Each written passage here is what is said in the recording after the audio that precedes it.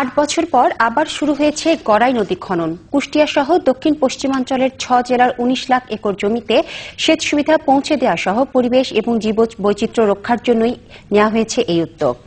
কুষ্টিয়া প্রতিনিধি মঞ্জুর এহসান চৌধুরীর সহায়তায় রিপোর্টে জানাচ্ছেন জাহিদুজ্জামান।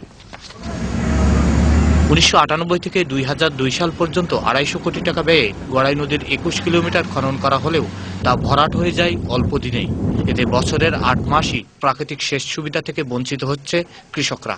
যেখানে নদী খনন করছিল সেখানে আরো বেশি চর জমি আছে। প্রতি বছরেই একবার করে যদি খনন করা হতো তাহলে আমাদের এই অঞ্চলের কৃষকরা তাদের ভালোভাবে ফসল ফলাইতে পারবে, অনেক লাভবান হবে। খুব কম খনন হচ্ছে, আরো ডিপ বেশি খনন করা লাগবে।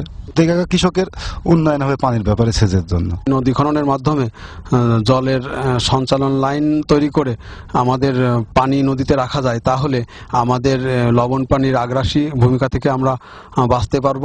942 কোটি টাকা ব্যয়ে আবার শুরু হয়েছে 4 বছর মেয়াদী খনন। এবার পদ্মাগড়াইয়ের মোহনায় নির্মাণ করা হবে গাইড বাঁধ ও ফ্লো ডিভাইডার। খোকসা পর্যন্ত 30 কিলোমিটার নদীতে ক্যাপিটাল ড্রেজিং করে তৈরি করা হবে 40 মিটার প্রস্থের চ্যানেল। 30 কিলোমিটার গড়াই নদীর ড্রেজিং কাজ সম্পন্ন হবে এবং পরবর্তী 3 বছর মেইনটেনেন্স কাজ সম্পন্ন করা হবে। এই প্রজেক্টের যেন পরবর্তী মেইনটেনেন্স ড্রেজিংগুলি সম্পন্ন করার জন্য উচ্চ ক্ষমতাসম্পন্ন 2টি ড্রেজার কেনা হবে।